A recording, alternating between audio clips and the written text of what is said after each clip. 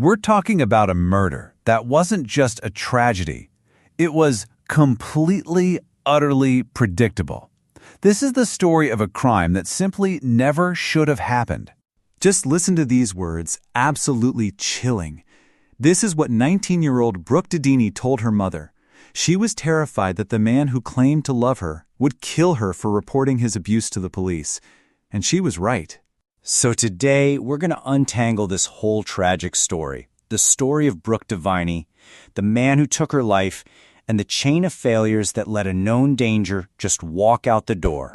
Look, if you want to understand the complex, often hidden stories behind the headlines, do us a favor and hit that subscribe button.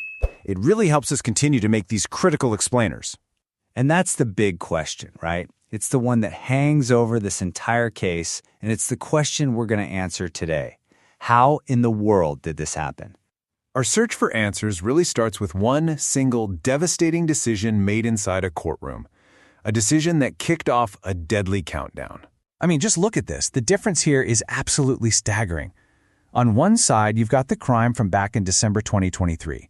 Devin Blair forces Brooke to strip naked, drags her by her hair, holds a knife to her throat, and says, "I'll kill you." He's hit with multiple violent felony charges. Then, just 5 months later, after Blair pleads guilty, a judge lets him walk free. No bond, just an ankle monitor and a stay-away order. It's unbelievable. And these were the judge's exact words. To a man who had just admitted to a brutal, terrifying assault, the judge said, "I'm taking a chance. Don't disappoint me." Those words now, they just echo with this unbearable weight. But as shocking as that decision was, it wasn't the only point where the system broke down. In the last few weeks of Brooke's life, another huge opportunity to save her was just completely missed. Okay, you really need to see this timeline, because it's breathtakingly fast.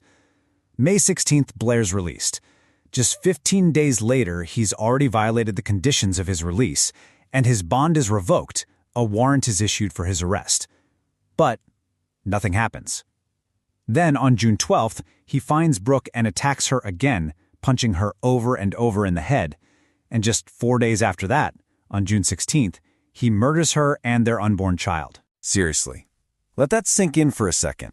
A warrant for the arrest of a violent felon who the system knew had already violated his release, it just sat there, unserved, for 16 days. For 16 days, Brooke Dini was left totally unprotected from a man that everyone knew was a threat. So after the absolute worst had happened, then the system finally kicked into gear, leading to this dramatic manhunt and eventually a conviction. So police are arriving on the scene, they find Brooke, and Blair is gone. He's on the run. This sparks an hours-long search, and they eventually track him down to a vacant church and corner him inside. And even then, he doesn't go quietly. He fights back, screaming at the officers, and his attitude, his total lack of remorse, was just on full display in court. While everyone's discussing the brutal murder of his 19-year-old pregnant ex-girlfriend, Blair actually yells out, demanding, you guessed it, that they give him another bond. Well, this time, there was going to be no more bond, no more chances. Devin Blair pleaded guilty and was sentenced to 46 to 51.5 years in prison. And here's the crucial part. As part of his plea deal, he agreed he would never apply for any kind of early release. But for Brooke's mother, Billie Dini, what sentence could possibly be enough? Her words in court just cut right to the heart of it all. She wasn't just mourning her daughter and her grandson, she was calling out the very system that was supposed to keep them safe. So that's the story. Now, the question is, how?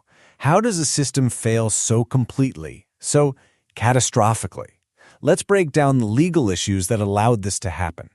Okay, so a big piece of this puzzle is something called judicial discretion. Basically, it's the power a judge has to make a call based on their own judgment.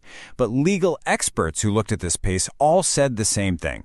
Releasing a guy like this, with his history of violence, that is extremely rare. And this really gets to the heart of why.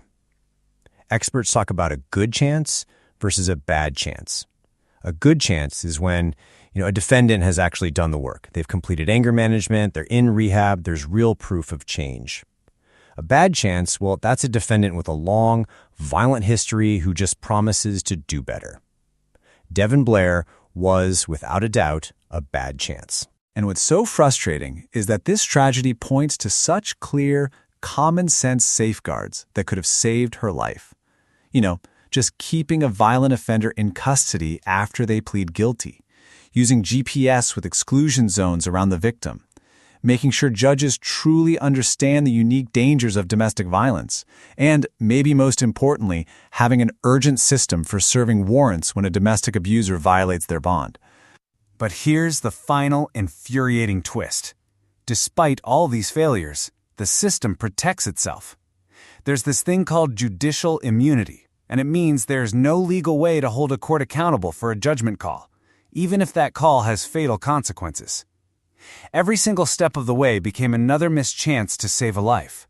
And that's what this all boils down to, isn't it? It leaves us with this huge, difficult question. We all want to believe in second chances. But when you're faced with this level of extreme violence, where should we as a society draw the line between giving someone another chance and protecting the public? So I really want to know what you think. Where is that line? Let us know your thoughts on this case and on judicial discretion down in the comments. And if you found this explainer valuable, please hit that like button. Thanks so much for watching. We'll see you next week for another deep dive into a story you need to know about.